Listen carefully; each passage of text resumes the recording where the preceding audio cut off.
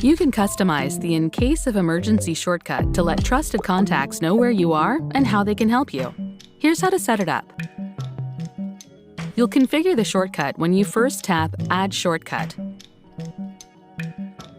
Tap the Add button to choose an emergency contact who will get a message with your location when you run the shortcut. This contact can be different than your emergency contacts in the Health app. Tap Continue. Now you can customize the message your emergency contacts will get. You can use the pre-written message or tap it to make changes. When you're done, tap Continue. Next, you can set up key contacts.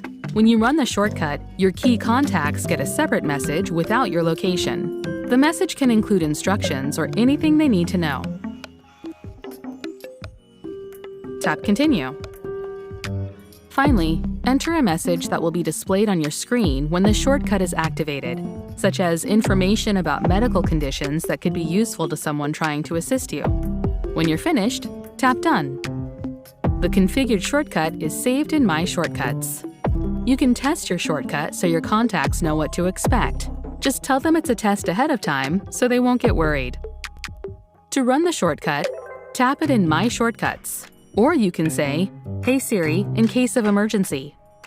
The first time you run the shortcut, you'll need to give it a few permissions. First, the shortcut needs your location to send to your emergency contacts. If you agree, tap OK. Next, the shortcut needs permission to send messages. Tap OK if you agree. Messages have been sent to your emergency contact. Finally, the shortcut needs permission to display your custom message as a notification. Tap OK if you agree. The shortcut also launches the Apple Books app to display your custom message on your screen. Just in case.